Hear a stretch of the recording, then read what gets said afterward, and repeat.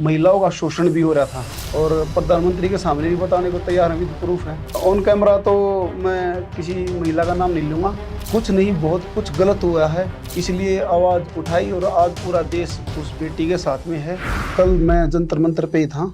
जो बात कर रहे हो कि कीड़े की, ये इसमें फेडरेशन में मतलब काफ़ी सालों से था। कोई भी रेसलर आगे आने से डर रहा था कि भाई अगर मैं आगे आया और समाधान नहीं हुआ तो मेरा जीवन बर्बाद हो जाएगा। लेकिन अब क्या था, पानी सर के ऊपर से गुजर चुका था।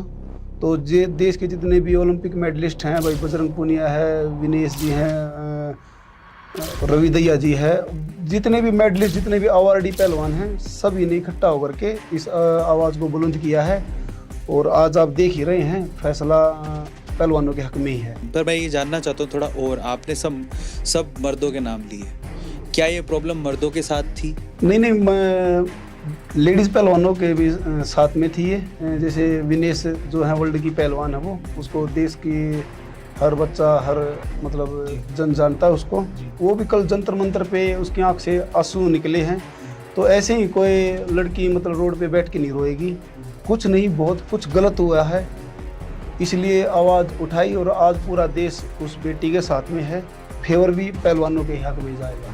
आपने बहुत सारे रेसलर्स के नाम लिए और आपने ये कहा कि काफ़ी समय से ये प्रॉब्लम थी। मोमेंट कौन सा था जब ये बात हद से ज़्यादा पार हो गई और सारे रेसलर, अपने जो है महान रेसलर, इकट्ठे होकर जंतर मंतर में बैठ गए? कुछ दिन पहले टूर्नामेंट था एक, तो जैसे जूनियर सब जूनियर का लड़का था, वो वीडियो काफ़ी वायरल हुई थी। मतलब गाड़ी ऐसी थी कि मैं ऑन कैमरा नहीं बता सकता, क्योंकि वो बड़ी गंदे उससे बोले थे। तो पूरे पहलवानों में गुस्सा था, रोष था। और जब बात उठ करके ये आई, महिलाओं का शोषण भी हो रहा था। ये पहली रिपोर्ट किसने दी कि हमारे साथ ये हो रहा है? ये देखो ऑन कैमरा तो मैं किसी महिला का नाम नहीं लूँगा। और जो विनेश जी ने कल बताया कि भाई अगर मामला कोर्ट तक गया तो वहाँ पर वो लड़की आएंगी, और प्रधानमंत्री के सामने भी बताने को तैयार हैं, विद प्रूफ है। शोषण था 100%, इसमें कोई झूठ नहीं है। फेडरेशन में काफ़ी धांधलेबाजी और गंदगी थी, क्योंकि फेडरेशन के जो अध्यक्ष हैं ये अपनी दादागिरी चला रहे थे। इसीलिए मतलब पहलवानों को एकजुट होकर के जंतर मंतर पे आना पड़ा। देखो, जो सिलेक्शन होता है वो मंत्री जी के हाथ में तो है नहीं। मंत्री जी के नीचे मंत्री जी के पीए होते हैं, आपके जो फेडरेशन होती है उसका हेड भी होता है, कोच भी होता है। तो मैं ये जानना चाहता हूँ कि जो कीड़ा है, जो आप बोल रहे थे कि मंत्री जी, हो सकता है आप जो कह रहे हैं आपके शब्द के हिसाब से कि मंत्री जी दादागिरी दिखा रहे थे, वो किसी को टिकने नहीं दे रहे थे, लेकिन जो कास्टिंग काउच का कीड़ा है, फ़ायदा उठाने वाला, वो नीचे से ऊपर तक था कि सिर्फ ऊपर तक था, वो थोड़ा समझो। अकेला मंत्री नहीं, जो उसके इर्द गिर्द जो भी कोचेज वगैरह हैं, सब तो नहीं, सब तो एक जैसे नहीं होती, पांचों उंगलियां एक जैसी नहीं होती। लेकिन इस में ज़्यादा ही मतलब गंदगी घुस चुकी थी। जो कुछ कोच भी हैं वो भी इसका फ़ायदा उठा रहे थे, लेडीज़ रेसलरों का भी फ़ायदा उठा रहे थे। वो मनमानी करते थे अपनी, कहीं ना कहीं।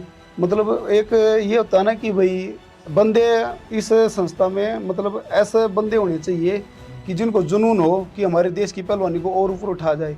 लेकिन कहीं ना कहीं अब फेडरेशन में बहुत ही धांधलेबाजी और गंदगी थी, तो अब ज़रूरत थी इसको उखाड़ फेंकने की। अब आप लोग क्या चाहते हो फाइनली? हम ये चाहते हैं कि ये जो फेडरेशन है, इसको पूरा का पूरा, इसको मतलब पूरा स्टाफ चेंज होना चाहिए। तो आप ये चाहते हो कि, वैसे जनरली ऐसा होना भी चाहिए कि आप स्पोर्ट्स देख रहे हो तो स्पोर्ट्स मिनिस्टर हमारा स्पोर्ट्स से रिलेटेड होना चाहिए। क्योंकि देखो, जो अभी फेडरेशन के अध्यक्ष ब्रजभूषण जी, और उसका तो पहलवानी से कोई लेना देना है ही नहीं। उसमें तो उसको तो पहलवानी का पै भी नहीं पता। और अध्यक्ष ऐसा बंदा अगर कुर्सी पे बैठता है तो वो पहलवानों की भावनाओं को क्या समझेगा? तो कुर्सी पर ऐसा बंदा बैठना चाहिए ना जो पहलवानों की भावनाओं को, हर एक खिलाड़ी की भावनाओं को समझ सके, ये समझ सके कि भाई उन्हें चाहिए क्या। तो इस चीज़ की कमी थी। और इसके विपरीत वो मतलब कहीं ना कहीं अपने स्वार्थ के लिए जी रहे थे। तो ये पहलवानी के लिए मतलब अच्छी बात नहीं थी कुछ चीज़। ऑब्वियसली पहलवानी जी, मैं तो कहता हूँ खेल के लिए भी अच्छी बात नहीं है।